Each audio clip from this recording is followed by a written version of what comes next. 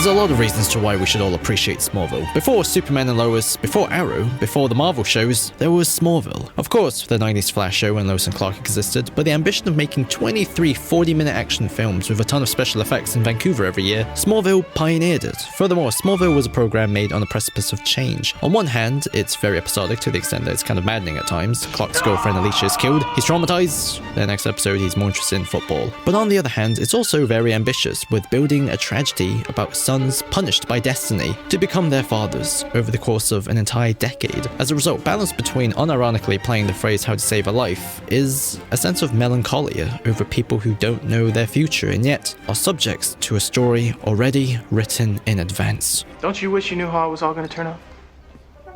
Life's a journey, Clark. I don't want to go through it following a roadmap. Something changing your mind. Sorry if I surprised you, but there's really nowhere to knock. The show opens with a child being told to hold his emotions and another child adopted by a couple who couldn't have their own. That's all I ever wanted. When they meet as young men, it's from an accident. A miracle that forms a connection out of curiosity, balance, and envy. Lex adores Clark because he's a reliable connection outside of his usual chess game business relationships and an opportunity to experience a normal teenage life where school crushes and self-esteem issues are concerns. While Clark idolizes Lex because of his experience, he's closer in age than his parents, so his advice is more specific, and unlike his school friends, Chloe and Pete, he's a good mentor. I didn't know you're such a history buff.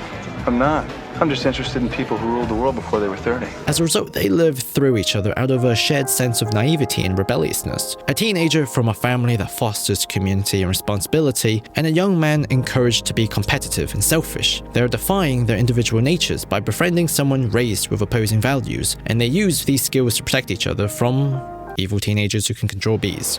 But I don't want to see you or your family hurt. The chemistry between Michael Rosenbaum and Tom Welling is something that's truly magical because their energy complements each other so well, and is also often unintentionally homoerotic. And I don't want anything to stand in the way of our friendship. Then there's the third major party, Lana Lang, the girl next door, close to home yet unreachable.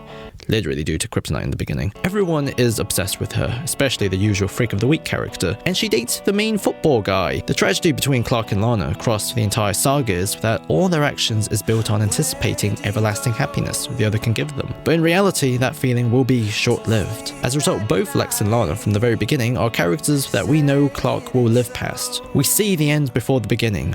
But the joy we feel right now is treasuring this special period. What interrupts Clark and Lex is destiny itself, through the form of the instincts they inherited from their fathers, Jonathan and Lionel. This version of Clark Kent acquired his best qualities from Jonathan, like his altruistic values, honest work ethic, and need to protect others, but also he inherited his worst side too. Believe me, son, I know all there is to know about losing your temper.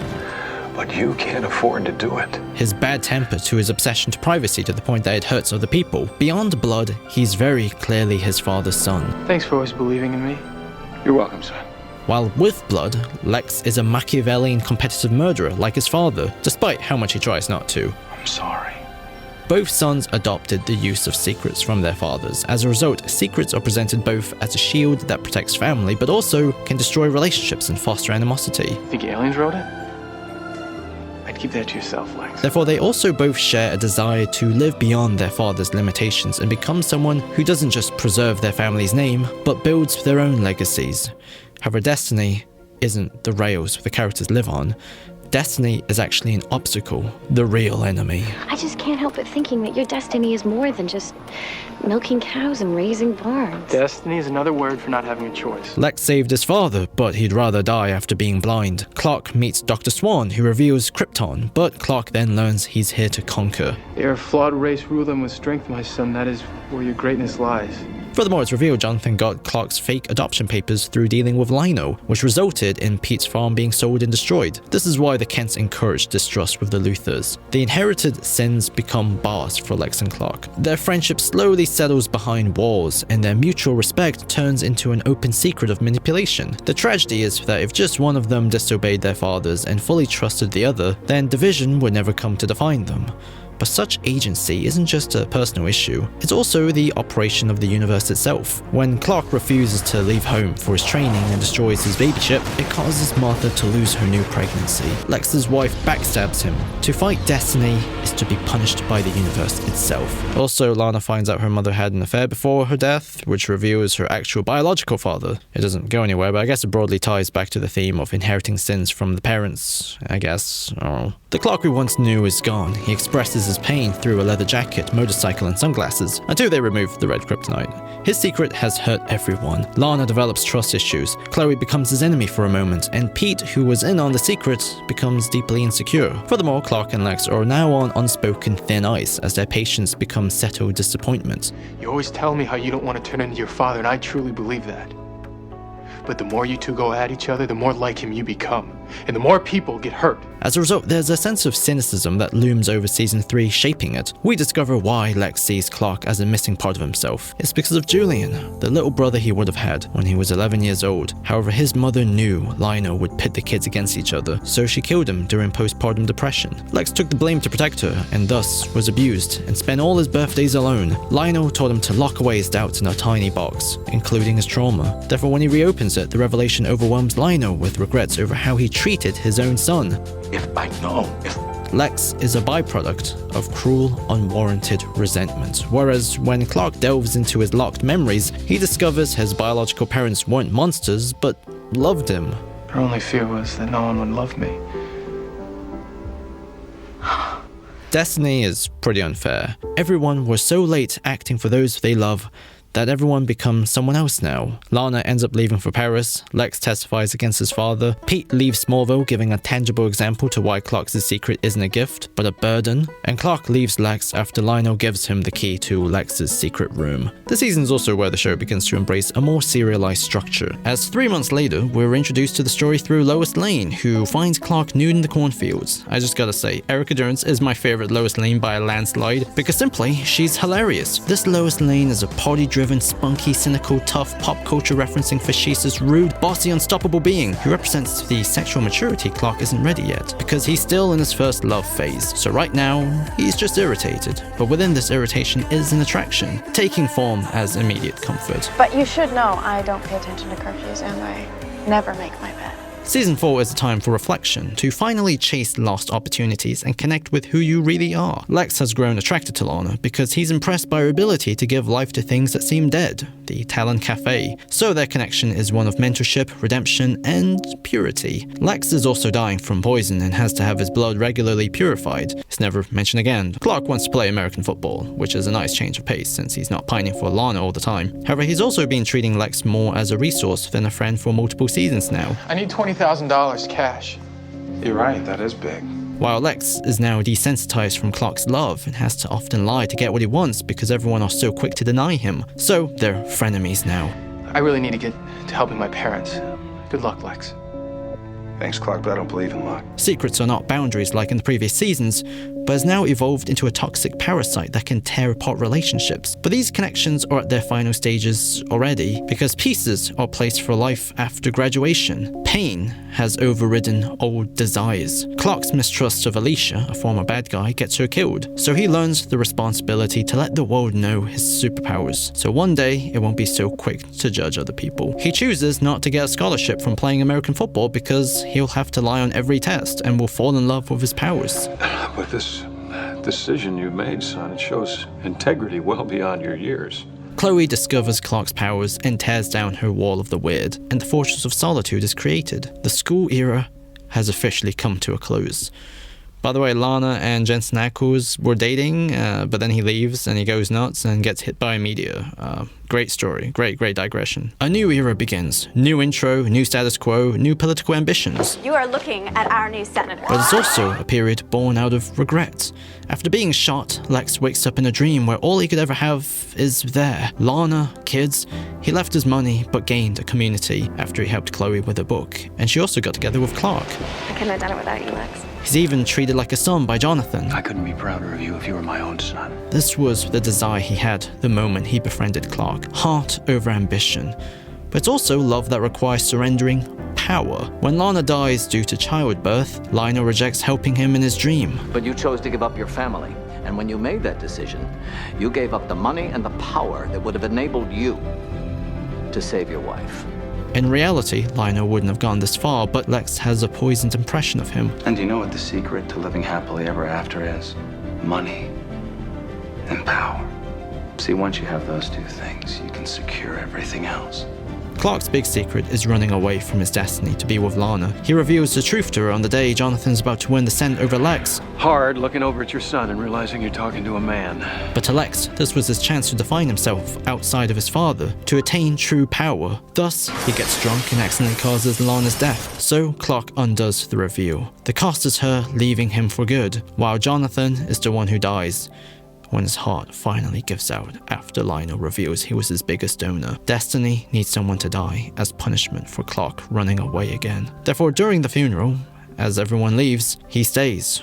The boy has to let go of his childhood dream, his high school, his childhood love, and now his father. The stage is set for all these kids who are now adults to make choices that will shape the rest of their lives. In other words, this show has the chance to go really ham with the soap opera side. We have fake pregnancies, forced marriages, more murder, more blackmail, double cross, triple cross, quadruple cross, and everyone has a gun. Lex believes Lana's pure goodness can lead him to redemption, and is part of his dick measuring contest with Clark now. While Lana grows to love Lex because unlike Clark, he's very open and has the charisma of Michael Rosenbaum. She might be the one person who could learn to love you. But the tragedy of their relationship is that Lana becomes poisoned by his darkness as opposed to curing him. It begins with her developing his mannerisms to cope with the scrutiny. How much does Lana Lang's personal life boost newspaper sales these days? She still loves Clark, but tells Lex. I'm done looking back. It's a compromise that makes sense when she's been walled off by Clark. However, Lex has different types of walls. It's the way he dehumanizes those he loves, because he can't not look for advantages. So having Lana in his eyes means he successfully turned redemption into an asset he can own, even if it requires lying to her, which means he hasn't really changed. It's an experience that teaches Lana how to play the game of lies. I wonder how Martha Kent would handle hearing that you used her son as a bargaining chip. Everyone is in a game of lies. Martha even leaves for Washington. Lina had used Lana to get information on Lex. He's now actually on Clark's side. Finally, Lana tells Lex he's not capable of love and then gets blown up. Lex, I can't live like this anymore. Yeah, I don't blame you. All the pieces from the beginning, Lana, Clark, and Lex, are all taken to their most extremes in Season 6, so they all outlive what defined their value from before. But new crucial pieces are also placed down into the story's foundations. Oliver Queen is introduced, here to give Lois someone to do, and also to expand Clark's horizon beyond jor-el and Lana. He was Lex's childhood bully. Both are locked in a cycle of hatred, but Oliver looks for redemption, and eventually, Lois breaks up with him for the reason that he just can't be there for her. But unlike Clark's breakup, they're mature about it. They're the people he'll grow into. Lana's alive, actually. Lex had a dead clone of her that we've never seen before, and she used it to frame him. Lana is now partly shaped in Lex's image, thus creating a distance with Clark. Eventually she leaves, realizing the real Clark would never give her what she really wants after she had it with Bizarro. So Clark stands alone, but he looks after his cousin. He's the only adult left now, so he gives her the same mentorship he had. We can't always be everything our fathers expect us to be. I know that firsthand. Kara, like everyone else, is also fighting her father. In contrast, Lex has nobody, so he creates his own family. He clones Julian, but not just to love, but to own, from dismissing his failed clone You're a mistake! to keeping Julian away from Lionel. If I didn't love you, you wouldn't be here.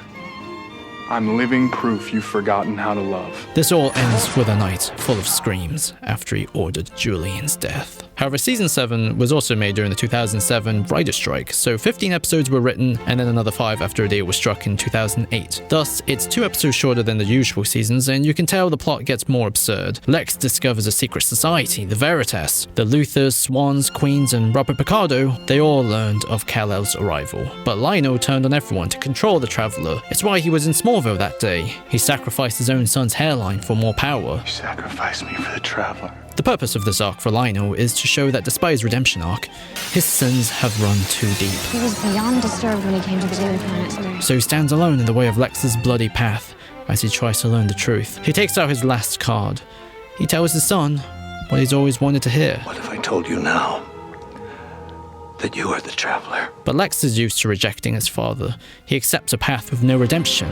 I was raised in your shadow. Now you're gonna die in mine. I see how you treat Alex. quicksand, chipping away at his spirit. Because you have made him weak. You take all your fears and your doubts, you put them in here, in this box, and then you lock it. And you'll find that you're stronger than you think you are. I'm grieving, Clark. I think you know what it's like to lose a father. Don't bring my father into this. Why not?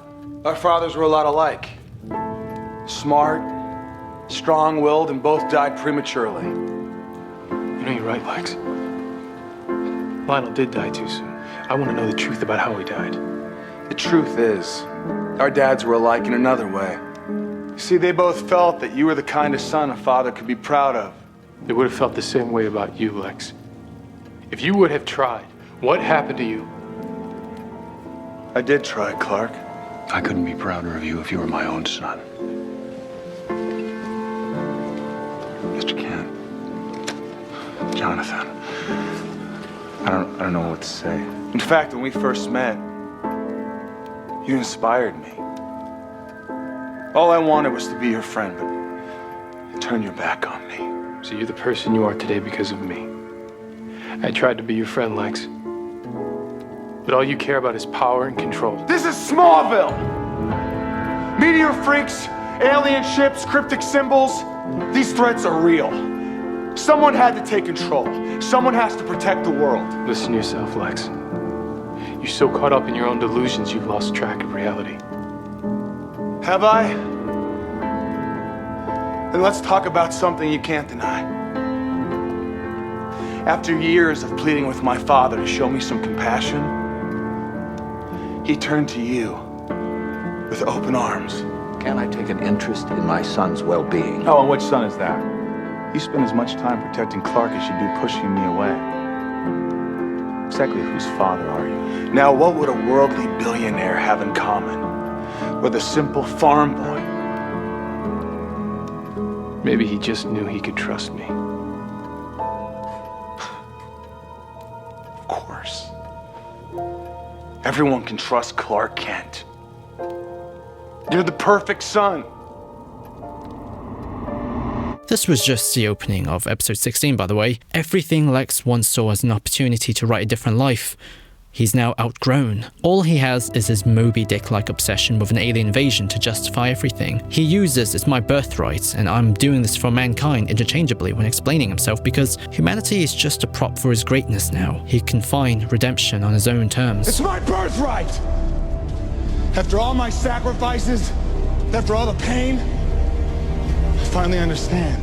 Season 7 is the end of Smallville as we know it. Michael Rosenbaum and Kristen Kirk didn't renew their contracts. Showrunners Alfred Goff and Miles Miller leave. This season's finale isn't an ending, but ultimately a release. I love you like a brother, Clark. The three main characters outlive what they always wanted. Subsequently, after the 2007-2009 recession, the show's budget was slashed. Kelly Saunders and Brian Peterson, writers from the show previously, are put in charge, and without Lex, we now follow a seasonal villain format. I grew up with these seasons, and what I still love is the community theatre vibe, where despite the limited actors and sets, And since we have no common ground, I thought it only fitting that we meet in the home of the one person that unites us. the sincerity of people still trying to compose something ambitious is incredibly charming. It's infectious. It begins with the new tone. Clark's desire for a simple farm life made him feel so ineffective now This planet will be better off if I never existed. that he chooses to finally leave for the big city. And now with no Lex or Lana, there's optimism to the new status quo, mainly in the form of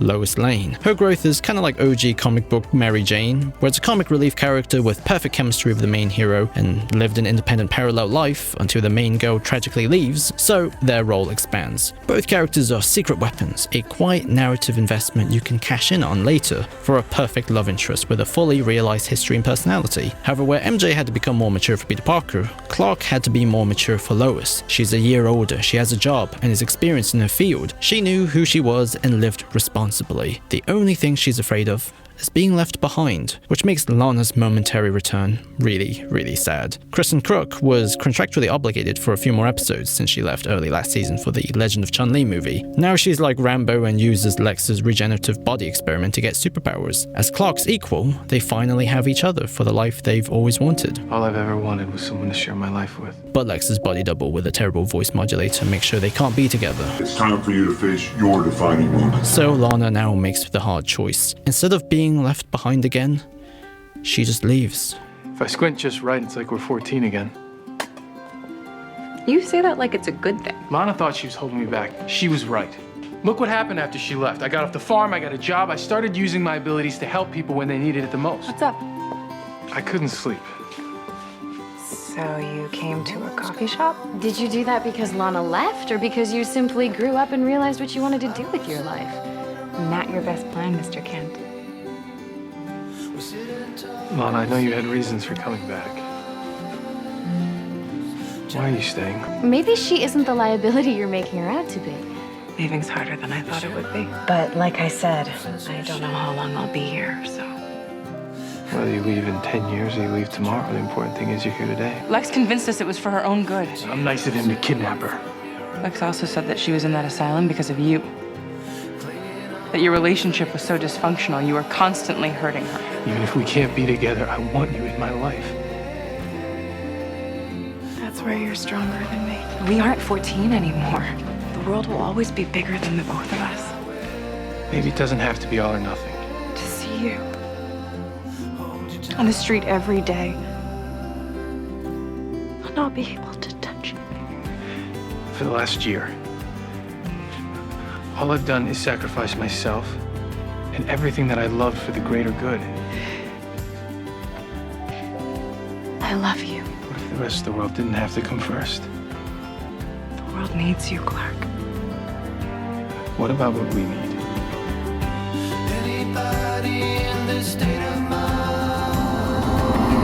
However, in all this time, I never spoke about Chloe Sullivan, an original character who appears in all 10 seasons. Her role can be summarized as Clark gets reluctant or overprotective. Chloe sees the bigger picture and tries to change his mind. He refuses, bad guys dealt with, and then he finally learns that she's right. They've basically split his mind into two different characters, so the writers can just straight up tell you the preferred reading of the episode's message. Like, Clark, doing the right thing isn't about always wiping after you've done. The big one this season is when she gets Clark to adopt the Blur persona. As a result, he's finally stopped following Jonathan's approach to carve his own, braver path, making the people who saw his potential this whole time, like Lana and Ollie, immediately proud. As a result, Chloe is the conscience of the show. She sees people as who they are and believes in second chances.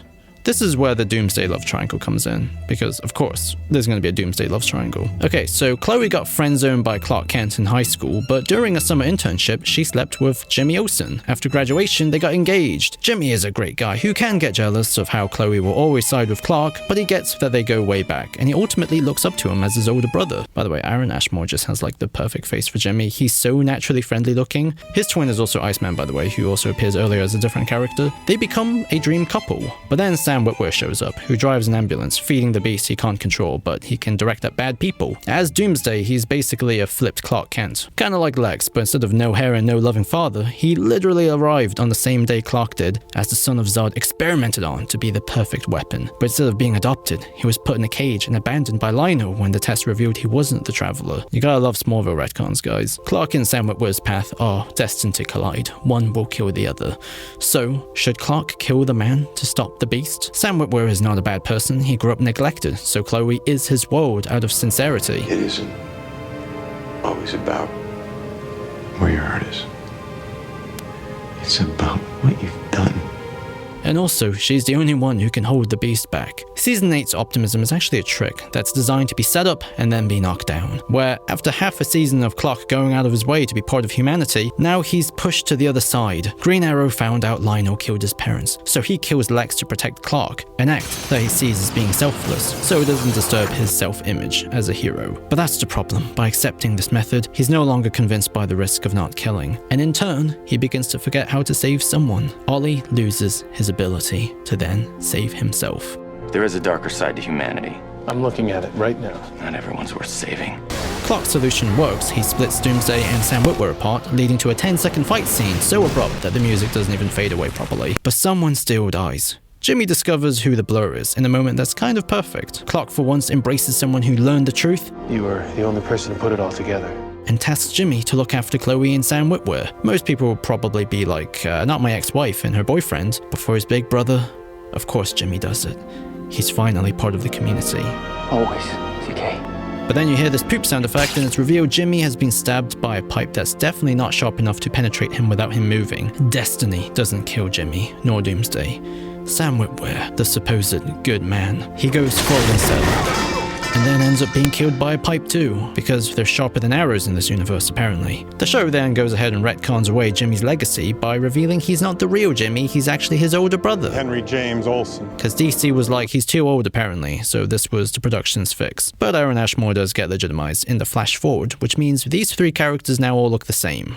What? Clark's joy and connection with humanity is now gone. He learns being a good person doesn't make sense anymore. People will always leave, and refusing to kill will kill your friends. Put humanity on a pedestal. In conjunction with the first half with Lana, Season 8 as a whole is a bittersweet tale about the fantasies you bring with you from your youth to your adulthood. But to keep them alive when it's past their time, it can leave you very disappointed, especially when your hands don't know how to let go. After 7 years of procrastination, Clark finally isolates himself to be trained by Jor-el, but in typical Smallville fashion, after all the build-up, the lessons are off-screen, but something pulls him back to feed the hunger for humanity that he's been suppressing. Lois, who was accidentally pulled into the future when shit went down. Thus, the season is emotionally flipped. Characters now recover and redeclare their love for each other. Lois, I felt so lost.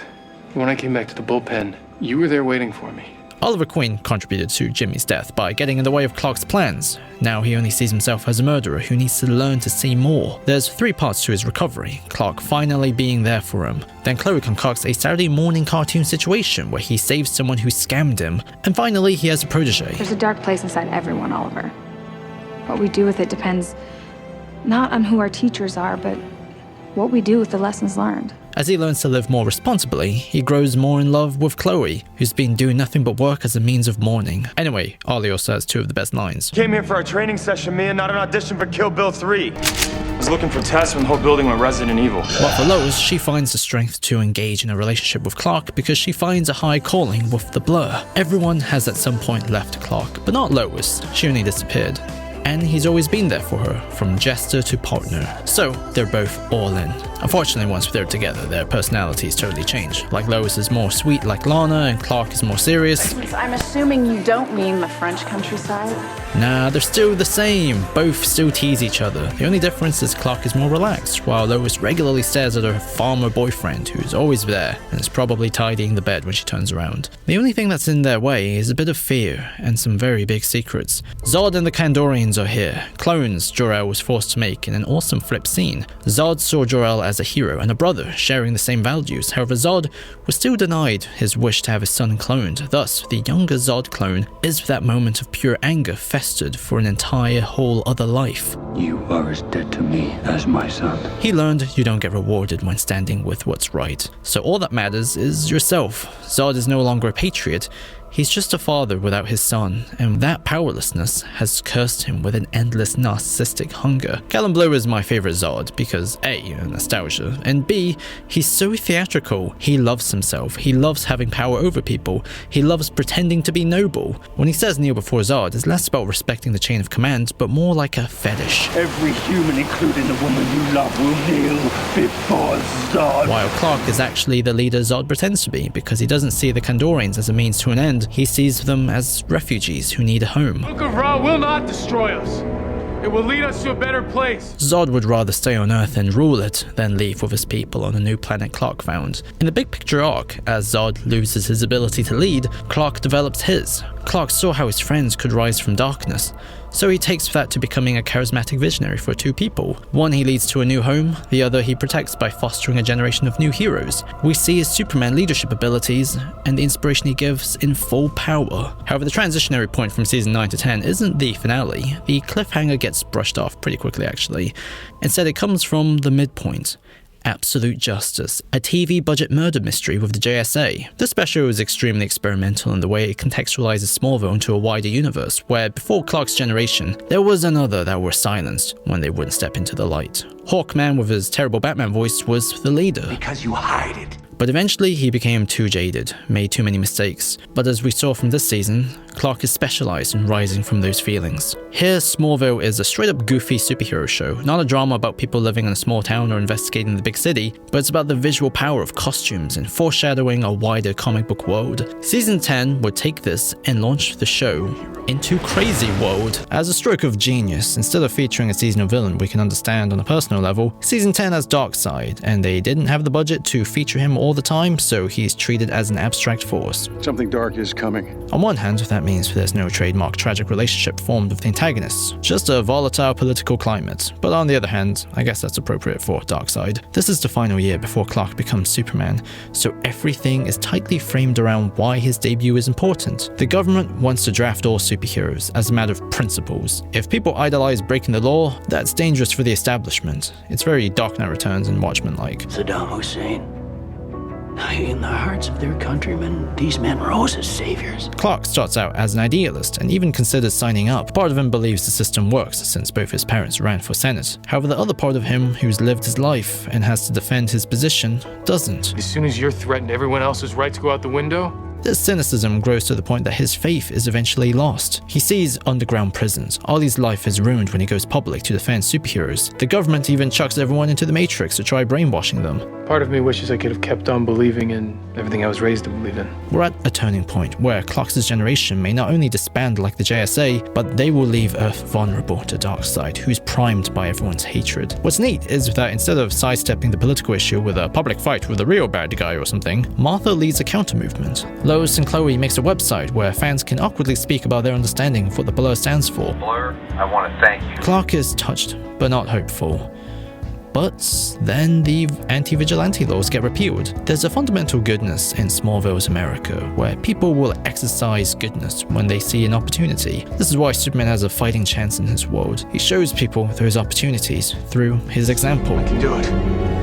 I can be their hero. As a result, there's an optimism and wholesomeness to the entire season that's the tone or spine of everything. Almost every single character who needs a second chance gets one. When Chloe leaves to join a cult, Tess takes her place and completely defies her Luthor destiny. In Earth 2, a Clark raised by Lino and a broken Jonathan Kent has nothing. But they're both inspired. Lex's clone turns into Connor Kent actually. The notion of everyone can choose their own destiny isn't just a mantra passed from Jonathan to Clark, it's the truth that he inspires into other people, thus creating a new order where redemption is always an option. On one hand, this cream cheese goodness is excessive, but insanely refreshing. We even get an entire episode where it's just the main cast recovering from Clark's bachelor party. There's a monkey, there's singing, Lois has a sexy disguise, but then of course, Ollie does one too. It's an incredibly cozy final season where you get to hang out with these characters one last time. Oh yeah, I did say bachelor party. Lois and Clark gets married. However, Lois is insecure. Her deepest fear was being left behind by someone's greater responsibility, and now that fear has evolved to dragging someone down. Clark, every minute that you spend with me, you could be out there saving someone. But we've seen how Clark actually becomes less effective when he's not in touch with his humanity. Therefore, he's not scared. He will let go of the very things that will hold him back, and Lois is certainly not that. You're not in my way, Lois. You're by my side. His predicament is that he doesn't recognize that he's letting go of too many things actually, including the old farm and even Jonathan's memory. And where I'm looking is beyond where you've ever been before. It's beyond where jor-el has ever been before. Clark's desire to succeed in the future has inhibited his ability to let the past live inside him. Not as guilt or an interruptive force, but just simply a part of him. You don't have to let go of the past to move on. The finale is bookended by Chloe reading a comic documenting Clark's life, which doesn't make any sense unless she made it. As Apocalypse arrives, Clark meets two people from his past, the most important people. Jonathan again as a manifestation of what he needs to do. You're gonna have to let jor-el guide you from here on out. Then Lex, of course. Lionel from Earth 2 made a deal with Darkseid. He hates how Clark tried to run away from his destiny while he would have cherished it. Furthermore, he also hates how he never stood a chance against someone so great. But he's also destined for greatness too. We will both be great men. Because of each other. I love how Michael Rosenbaum almost chokes with that line. He cherishes their future together, even if it's from opposite sides. Clark is forced to leave him, saddened after realizing Luthers can in fact be saved, and we see that example through Tess. Given all that the Luthers have done, is it any surprise that I didn't feel like sharing with the rest of the class? Tess was Lex's right-hand woman who took his place in Season 8, which her arc could basically be summarized initially as, I'm here to replace Lex Luthor, or hi Lana, Tess, you remind me of me when I was loyal to Lex and I was being manipulated. No way bro, there's nanomachines inside you. Well now I hate them. As a result, in Season 9, she's completely like, Clark, I'm not Lex. You can trust me with your secret. What secret? You're Space Jesus. Well that's stupid. Well tell me when you're ready. Yes, you're reaching. But then Tess actually became the person Lex could have been. Literally, she's his long-lost sister and was raised with the same fanatical sense of grandeur and Machiavellism. I'll wait for you to come to me. But in Season 10, Clark puts out his hand and she's part of the main team. I was wrong.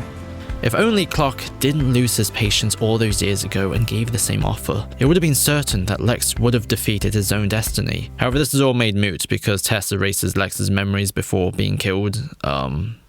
Yeah. Jor-el is proud of his son's compassion, which was taught by the Kents, and thus brings out the Superman suit Martha made. It's clearly the Superman Returns suit. Furthermore, we never get a clear body shot of Tom Welling in it, probably since it wouldn't fit properly. I hated that back in the day, but now that Superman live-action content is pretty much everywhere, I kind of respect the restraint. Not seeing the costume made it more abstract and powerful. One story has ended and a new one begins. The show closes not in the present, but with a flash forward into the not too distant future of 2018. Perry's editor, Lex is about to become president, and Clark and Lois are finally going to get married, but Superman is needed.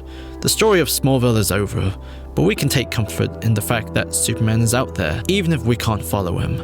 After 10 seasons, you really get to live with Clark.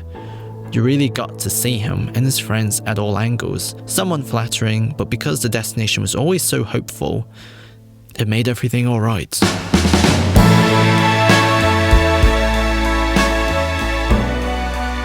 Well, that's too bad, because I was just about to invite you to be my best man. And you're the guy who stands next to me on the worst days of my life. And I want you there for the best one, too. Going to war, having to deal with the rush of battle and the struggle to save lives. Are you kidding? Absolutely, thank you. It made coming home, doing the simple things difficult. You hold on to her.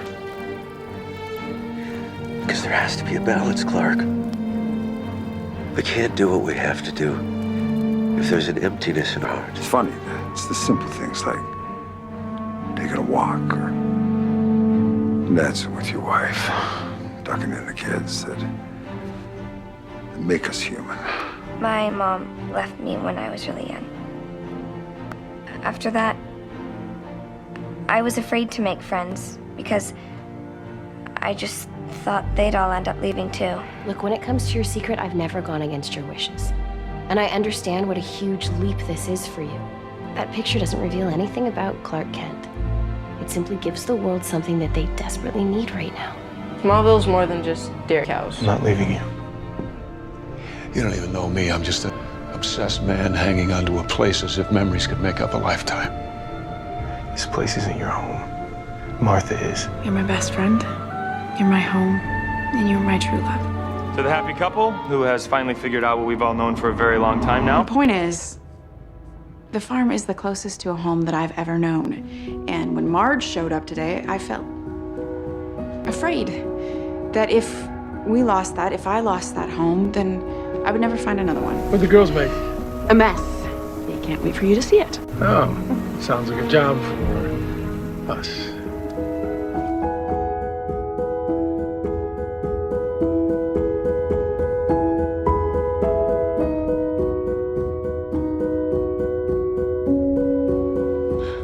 Jimmy's vows.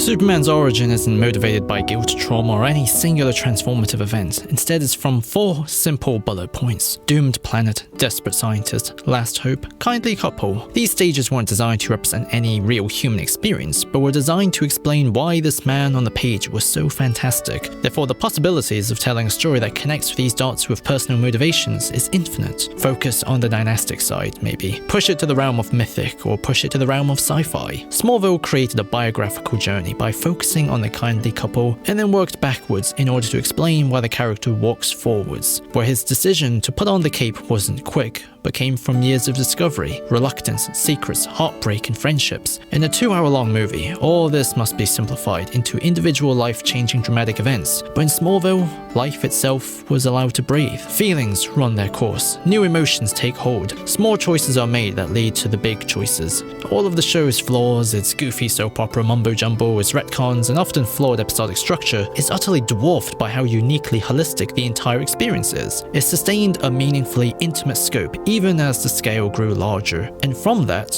we have a uniquely sophisticated yet easy to understand complete explanation to these 4 dots that are now pieces of a larger mosaic. Before Clark Kent became Superman, he wanted a life like Jonathan Kent, but that meant holding back what he was meant to be. He fought destiny, and destiny fought back. However, in the end, he both embraced and transcended destiny by taking the heart life gave him and gave his powers purposes greater than even Jor-el could conjure. Your abilities may be of my blood, but it is your time in Smallville with Jonathan and Martha Kent and all the people there that made you a hero, Colin. Smallville isn't perfect, but it succeeds in exactly what it sets out to do, which is be a fun, adventurous, complete biographical journey about a young man discovering his purpose in life. And whatever happens, as long as we hold on to its memory, we're reminded of what's important in life.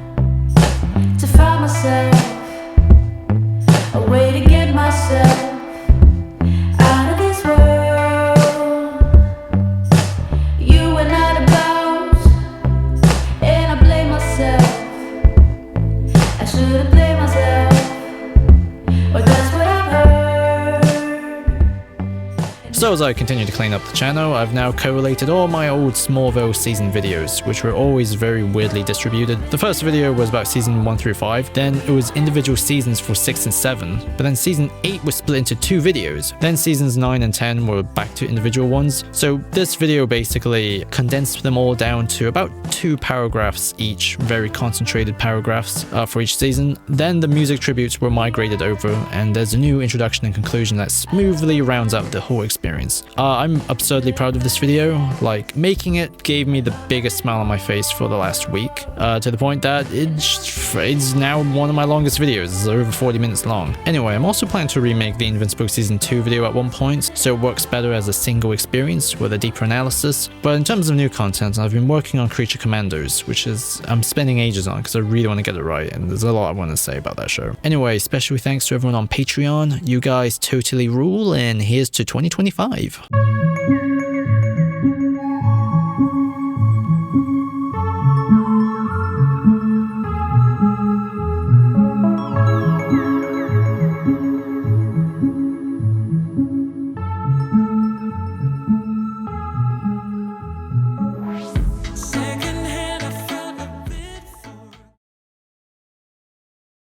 When I was a boy, we took a trip together to Washington, D.C., just the 2 of us.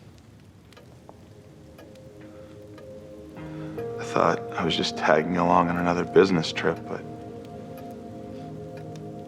he wanted to show me the Air and Space Museum. He knew I loved things that could fly. We were looking up at the Apollo 11 command module. Couldn't believe it went to the moon. My father held my hand. And he told me the right man can make anything possible.